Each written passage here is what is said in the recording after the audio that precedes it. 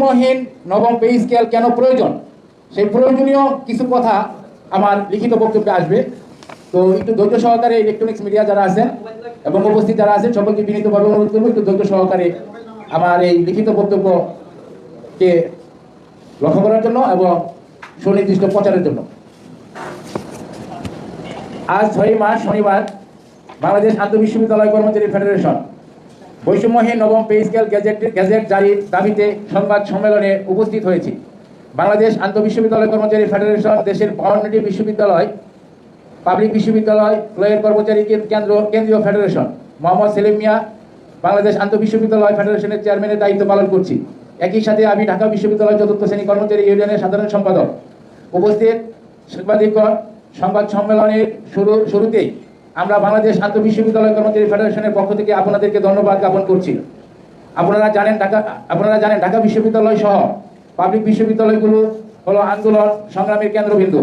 1952 সালের ভাষা আন্দোলন, মহান স্বাধীনতা সংগ্রাম থেকে শুরু করে বিভিন্ন সময় জাতির উপরে চেপে বসা স্বৈরাচার পতনের আন্দোলন, 24 জুলাই আন্দোলন পর্যন্ত দেশের পাবলিক বিশ্ববিদ্যালয়গুলো ছিল মূল কেন্দ্রবিন্দু। আজকে এই সংবাদ সম্মেলন থেকে মহান মুক্তিযুদ্ধ ও 24 জুলাই আন্দোলনের আত্মত্যাগকারী সকল শহীদদের প্রতি জানাই সম্মান প্রদর্শন করছি এবং তাদের আত্মার মাগফিরাত কামনা করছি। এই সাথে নবম পে স্কেলের দাবিতে 6 ফেব্রুয়ারি যমুনা অভিমুখে বুখা মিছিলে আহত সকল কর্মচারীদের প্রতি সমবেদনা জানাচ্ছি। প্রিয় সাংবাদিকগণ, দেশের 19 লক্ষ কর্মচারী 2015 সাল থেকে নিম্ন গ্রেড বেতন কাঠামো ও বৈষম্য জাতাকলে হাবুডুবু খাচ্ছে।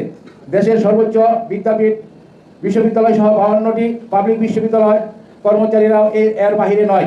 বিগত সরকার 15 সালের নিম্ন গ্রেড কর্মচারীদের বঞ্চিত করে 8ম পে স্কেল দিয়েছিলেন। 8ম পে স্কেলটি ছিল শুধুমাত্র অবৈধভাবে ক্ষমতায় টিকে থাকার রণকৌশল।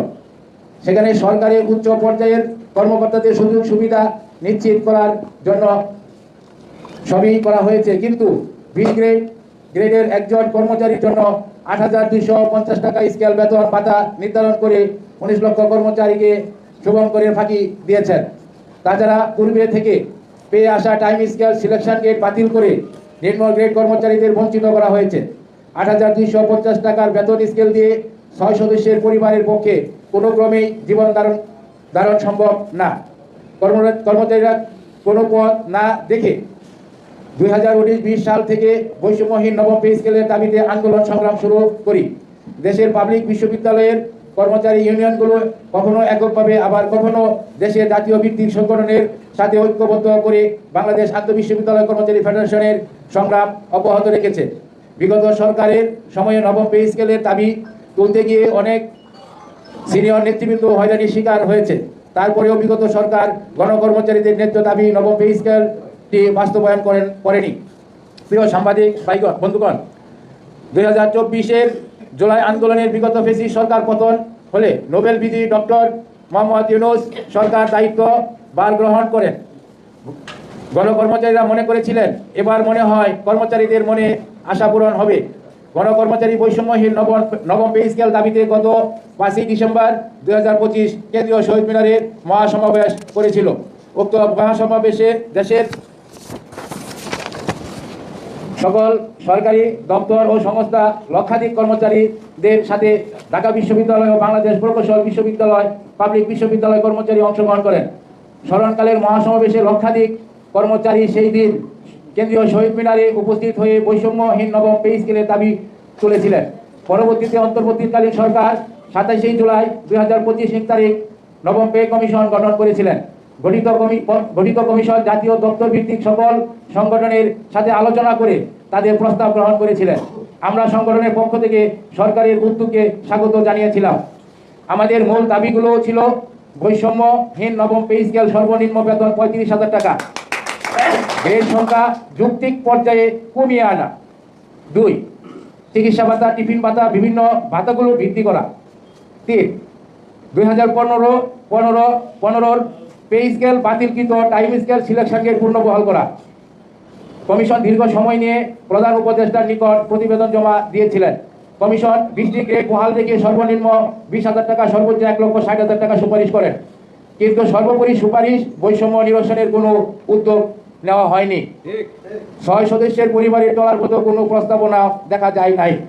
প্রিয় সাংবাদিকগণ, দেশের নিম্ন গ্রেড কর্মচারীরা আজ বড় অসহায়। বর্তমান দ্রব্যমূল্যের ঊর্ধ্বগতি সামান্য বেতন ভাতা দিয়ে পরিচালনা করতে না পেরে ইতিমধ্যেই গণকর্মচারীদের মধ্যে কেউ কেউ পরিবার চালাতে ব্যর্থ হয়ে আত্মহরণের পথ বেছে নিয়েছেন। অনেকেই কাজ করে পরিবারের খরচ চালাচ্ছেন। পিতা মাতার ভরণ পোষণ, সন্তানের লেখাপড়া খরচ, দৈনন্দিন জীবন ধারণের খরচ সব মিলিয়ে নিম্ন গ্রেড কর্মচারীরা আজ দিশেহারা হয়ে পড়েছে। গত 6 ফেব্রুয়ারি একটি বৈষম্যহীন পে স্কেল দাবিতে গণকর্মচারীরা রক্ত দিয়েছেন। শত শত কর্মচারী পে স্কেলের দাবিতে আন্দোলন করতে গিয়ে আহত হয়েছেন। আমরা রাষ্ট্র সেবক, রাস্তায় নেমে আন্দোলন করা বা রাজনৈতিক করা আমাদের কাজ নয়। আমাদের কাজ জনসেবা এবং সরকারের রাজস্ব আদায় করা, সরকারকে সহযোগিতা করা এবং সরকারের আদেশ নির্দেশ প্রতিপালন করাই আমাদের কাজ। কিন্তু বর্তমান বেতন কাঠামোতে সংসার চালাতে না পেরে রাস্তায় নেমে জীবন দ্বিতীয় প্রস্তুতি নিচ্ছেন অনেক কর্মচারী, যার প্রমাণ গত 6 ফেব্রুয়ারি যমুনা অভিমুখে বোকা মিছিল। প্রিয় সাংবাদিকগণ, বর্তমানে জনগণের ভোটে নির্বাচিত এবং বিশ্বের জনপ্রিয় প্রধানমন্ত্রী জনাব তারেক রহমান দেশ পরিচালনা করছেন। সদ্য প্রয়াত সাবেক প্রধানমন্ত্রী বেগম খালেদা জিয়া এবং বীর মুক্তিযোদ্ধা এবং শহীদ প্রেসিডেন্ট জিয়াউর রহমানের সুযোগ্য সন্তান প্রধানমন্ত্রী, তিনি নির্বাচনে আগেই ঘোষণা দিয়েছিলেন যে কর্মচারীদের সমস্যাগুলো তিনি অবগত এবং রাষ্ট্র ক্ষমতায় আসীন হলে তিনি দ্রুত নবম পে স্কেল বাস্তবায়ন করবেন। নির্বাচিত সরকার 4 মাস দেশ পরিচালনা করছেন, কিন্তু আমরা এখনো আমাদের নবম পে স্কেলের গ্যাজেট পাইনি। আমরা আশা করছিলাম মাননীয় প্রধানমন্ত্রী জনাব তারেক রহমান সময় যৌক্তিক কোনো দাবি নিয়ে আন্দোলন করার প্রয়োজন হবে না, কিন্তু সম্প্রতি বিভিন্ন মিডিয়ার মাধ্যমে প্রচার হয়েছে সরকার পে স্কেল বাস্তবায়নের উদ্যাপে পে স্কেল বাস্তবায়ন হবে। এই খবর শুনে দেশের গণকর্মচারীরা হতাশ হয়েছেন এবং খুবই সঞ্চার হয়েছে, যেখানে প্রতি 5 বছর অন্তর অন্তর পে স্কেল দেওয়ার নিয়ম, গত 11 বছর আমরা 2টি পে স্কেল বঞ্চিত হয়েছি। সেখানে এসে 3টি ধাপে পে স্কেল বাস্তবায়ন কোনো ক্রমেই যৌক্তিক হতে পারে না। তাই আমাদের দাবি 1, জুন 2026 মাসের মধ্যে নবম পে স্কেলের গেজেট জারি করে 1 ধাপে বাস্তবায়নের উদ্যোগ গ্রহণ করতে হবে এবং জানুয়ারি 2026 থেকে পে স্কেল কার্যকরী করতে হবে। দাবি 2, বাজেটে 1 ধাপে নবম পে স্কেল বাস্তবায়নের জন্য প্রয়োজনীয় বরাদ্দ রাখতে হবে। নবম পে স্কেলের গেজেট প্রথম গ্রেডের সাথে 20তম গ্রেডের বেতন বৈষম্য নিরসন করতে হলে গ্রেড সংখ্যা কমাতে হবে। 8ম পে স্কেল বাতিলকৃত টাইম স্কেল সিলেকশনকে পুনর্বহাল করতে হবে। কর্মচারীরা যতদিন চাকরিতে কর্মরত থাকবেন প্রতি বছর তাদের বাৎসরিক ইনক্রিমেন্ট চালু রাখতে হবে। সর্বোপরি আসন্ন বাজেটে নবম পে স্কেল 1 ধাপে বাস্তবায়নের জন্য প্রয়োজনীয় বরাদ্দ রাখা না হলে এবং পে স্কেল বাস্তবায়নের কোনো রোডম্যাপ ঘোষণা করা না হয়, তাহলে বাংলাদেশ সরকারি কর্মচারী দাবি আদায় ঐক্য পরিষদের সাথে সমন্বয় করে বাংলাদেশ আন্তঃবিশ্ববিদ্যালয় কর্মচারী ফেডারেশন দেশের সকল পাবলিক বিশ্ববিদ্যালয়ের কর্মচারী সংগঠন একযোগে কঠোর কর্মসূচি ঘোষণা করতে বাধ্য হবে।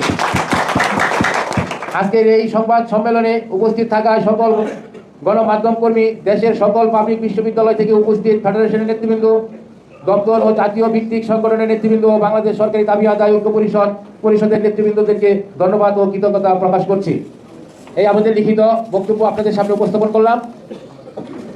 আমরা সর্বোপরি যে কথা হচ্ছে যে বর্তমান আমাদের যে বিদ্যমান 20টি গ্রেড না কমিয়ে কোনো মতেই বৈষম্য দূর করা সম্ভব নয়। তাই আমরা শুধু একটি দাবি আজকে আমরা আপনাদের এই গণমাধ্যমের মাধ্যমে আমরা প্রচার করতে চাই যে মাননীয় সরকারের নজরে যেন আসে যে আমরা গরিব কর্মচারী, আমরা 11 থেকে 20 গ্রেড কর্মচারী বৈষম্য শিকার 2015 সাল থেকে, সেই 15 সাল থেকে আজকে 2026 সাল পর্যন্ত আমরা সেই বৈষম্যহীন হয়ে আমরা সেই যে বৈষম্য শিকার হয়ে আমরা এই পর্যন্ত আমরা আমাদের জীবন অর্থ সাথে যুদ্ধ করে আমরা আসতেছি। তাই আমরা বর্তমান সরকারের কাছে আমাদের বিনীত অনুরোধ যে গ্রেড সংখ্যা কমিয়ে বৈষম্য মুক্ত একটি পে স্কেল প্রদান করবেন, সেই আহ্বান রেখে আমি আমার কথা শেষ করলাম। আর যদি কোনো মিডিয়া ভাইদের যদি কোনো